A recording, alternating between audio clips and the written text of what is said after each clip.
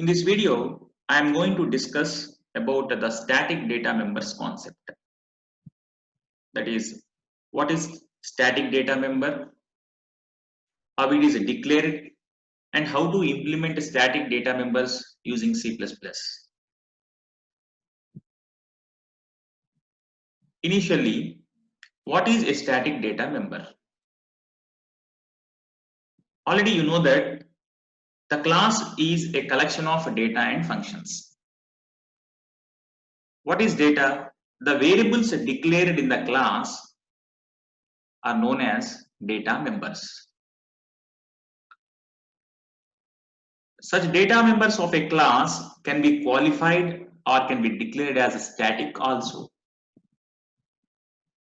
Why static variable means if you want to define or if you want to maintain a value common to the entire program or entire class, such variables are declared as static variables. Generally, the properties of a static variable is similar to the C static variable. The syntax used for declaration of a static member variable is, it is similar to normal variable declaration, but the declaration is preceded with a keyword called static. That is static data type member variable name. Example, static, the data type is integer, member variable name is A. So A is a variable of a data type integer. That variable is declared as a static variable. If you are declaring a data member as a static, such data member is known as a static data member. For example, if you consider a class, the class name is example. The example class contains two parts, private data and public part. In the private part, I am declaring two variables, count and a roll number of type integer. But you observe one thing, the count variable, I am declaring the count variable as a static variable. So the class example contains two variables. One is a normal variable, another one is a static variable. Count is a static variable, roll number is a normal variable. In the public part, I am declaring two functions, get data and display functions. So this is the example for how to declare a static variable in a class. So if you declare a variable as a static, such type of variables are known as static data members. Now, what is the difference between a normal member variable and a static member variable? How the memory is allocated? I will discuss one by one. For example, consider the first case, normal member variable case, that is without using static. If you see the example, the class name is example. The example contains two parts, a private part and public part. So in the private part, I am declaring two variables, count and a roll number. You observe one thing, I am not mentioning any static variable here. The two variables are count and roll number are normal variables. In the public part, I am declaring two functions, get data and display functions. This is a normal member variable case, that is without using static. In the main function, I am creating three objects of example class, OB1, OB2, OB3. How the memory is allocated for OB1, OB2, OB3? The concept is very, very important. Generally, the memory space for objects is allocated when they are declared and not when the class is specified. That is, the member functions are created and placed in the memory space only once when they are defined as a part of a class specification. Since all the objects belonging to particular class, example, all the objects use the same member functions. No separate space is allocated for member functions when the objects are created. This is the first point. Since all the objects OB1, OB2, OB3 of that particular class use the same member functions get data and display. So no separate space is allocated for member functions when the objects are created. Only space for member variables is allocated separately for each object. That is one important point. Only space for member variables. What are member variables here? Count and roll number are the member variables. Only space for member variables is allocated separately for each object. Here I am considering three objects OB1, OB2, OB3. So OB1 contains the data count and roll number. OB2 contains the data count and roll number. Similarly, OB3 also contains the data count and roll number. This is very, very important. That is a normal member variable case. So space is allocated separately for each object. Okay, this is the example related to normal member variable case. And now, if you consider this case, that is the second case, static member variable case. Suppose I am declaring my variable count as static. That is a static data member. If you see the example contains two variables, a count and a roll number of a type integer. But the count variable is declared as a static variable. When I am declaring one variable as static, that variable is shared by all objects of that particular class. That is, only one copy is created in memory and is shared by all objects of that particular class. In the main function, I am creating three objects OB1, OB2, OB3. But I am declaring the variable count as a static variable. It is not a normal variable, it is a static variable. When I am declaring my variable as a static, that variable is shared by all the objects in the particular class. No matter how many objects are created.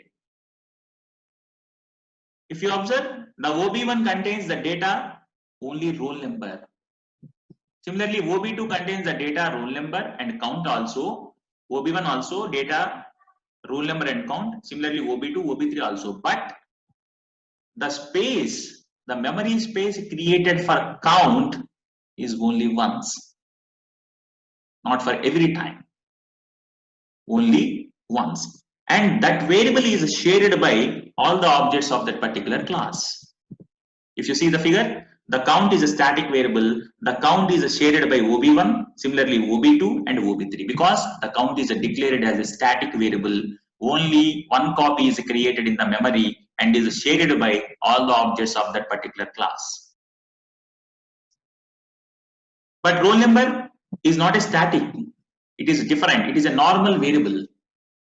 So the OB1 contains separate data, roll number. Similarly, the space is created for roll number for OB2. Similarly, OB3 also. That is, the roll number is not shared by all the objects. It is different. For object 1, the roll number is, for example, 501. For object 2, the roll number is 502. For object 3, the roll number is 503. So the roll number is unique. That is not common. That's why I am not declaring roll number is static. But if you want to maintain a value common to the entire class, that variable is declared as a static variable. Here, the count is a static variable and is shared by all the objects of that particular class. This is the difference between the normal variable and the static variable case.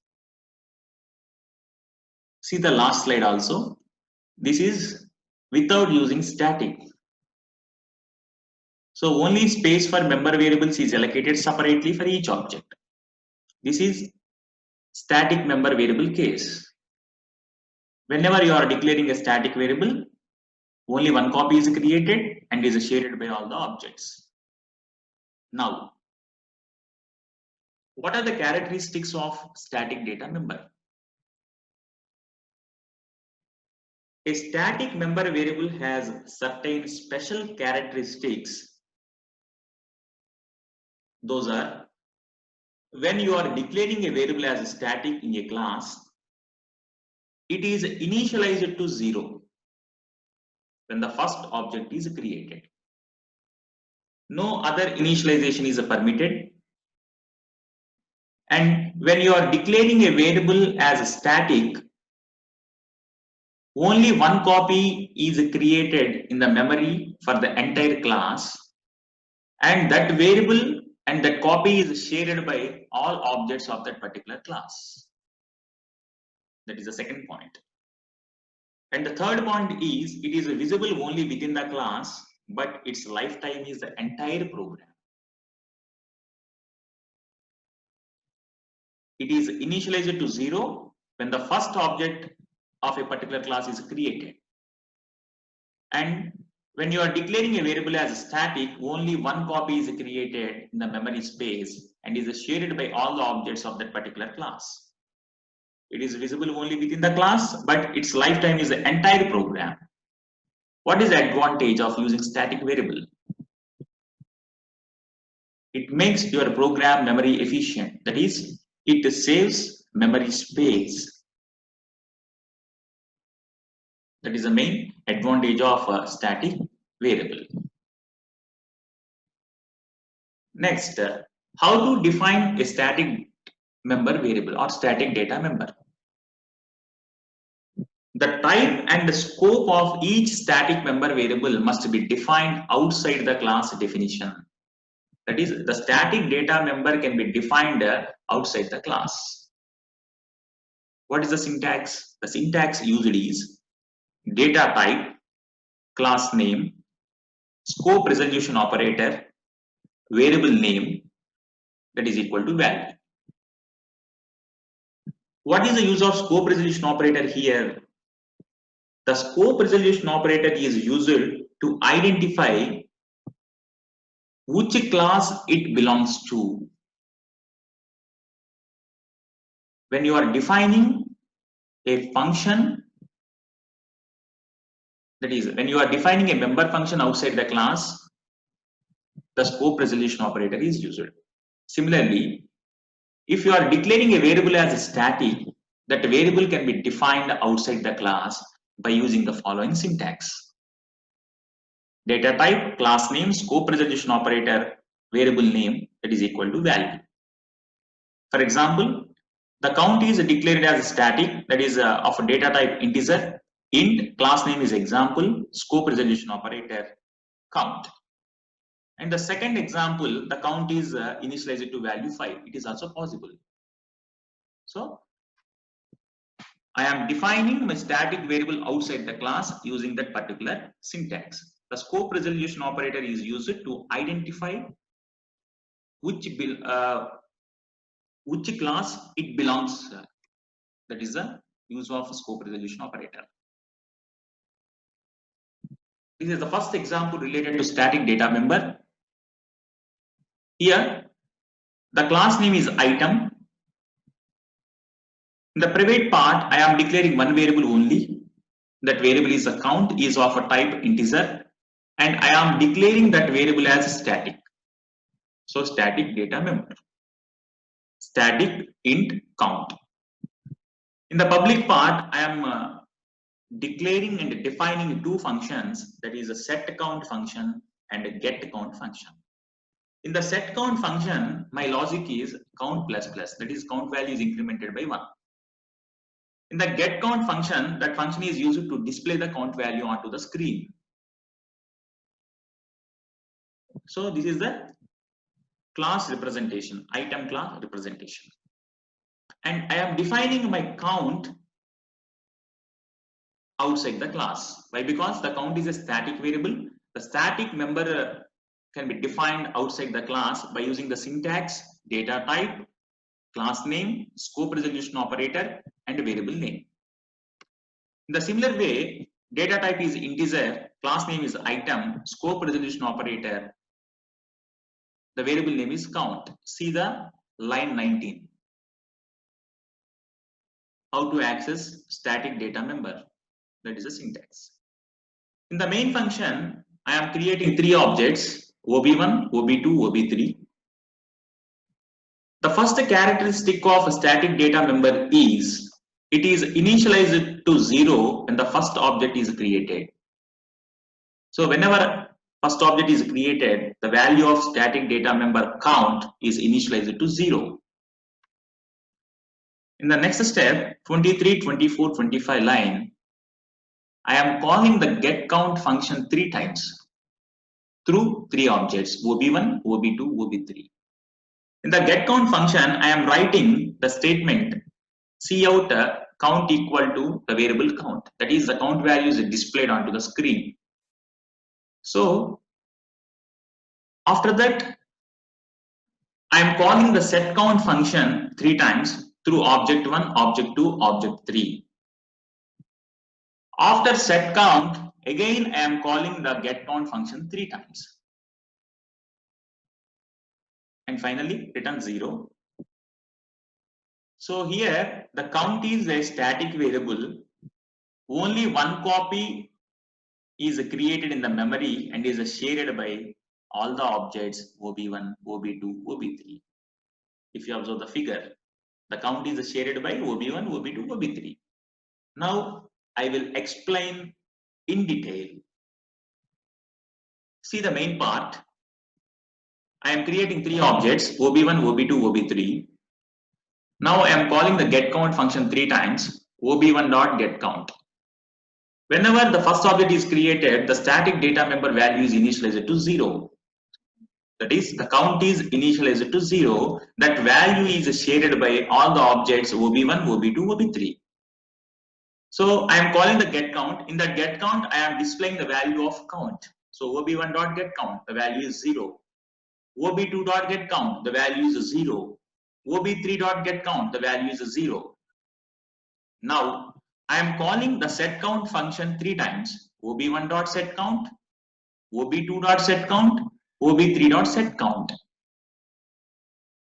Whenever I am calling the setCount function through object 1, in the setCount function, I am writing the logic count plus plus. That is, the count value is incremented by 1. So initially the count is 0. First time I am calling the setCount function, that is a count plus plus 0 to 1. So count equal to 1. And that count equal to 1 is shared by all the objects. Next, OB2.setCount. Now, again I am calling the same function through object 2. But the updated value of count is 1. In the setCount function, count plus plus, that is 1 plus plus means 2. The second time the value is 2. 2 is shared by all the objects OB1, OB2, OB3. I am calling the third time, that is setCount function. Again, the 2 plus 1 is 3. The updated value of count is 3. That 3 is shared by all the objects OB1, OB2, OB3. And finally, again, I am calling the getCount function through OB1, OB2, OB3. But the updated value of count is 3. That 3 is shared by all the objects OB1, OB2, and OB3. So OB1.getCount is 3. OB2.getCount is 3. OB3.getCount, the value is 3. So only one copy is created in memory and that is shared by all the objects. This is the static data member concept. Observe the output. So the count is shared by OB1, OB2, OB3. Whenever I am creating OB1, the value is initialized to 0, that is shared by all objects. So 0, 0, 0. And after that, I am calling the setCount function. In the setCount function, I am writing the logic count plus plus. Every time the count value is incremented and updated value is 3 last time. And in the last 3 lines, that is, I am calling the getCount function again through object 1, object 2, object 3. So the value is count 3, 3, 3. That is the output. This is the concept related to static data member. One more example, that is example 2. I am declaring a class, that is a class, the class name is student. In that student, the 2 variables are there, roll number and its college. The roll number is of type integer, the college is of type string, that is assigned to value AJ college, like that. See the matter once. Suppose there are 100 students in a college. All students have its unique roll number. So instance data member is good. That is, all instance data members will get memory each time when the object is created. That is one important point.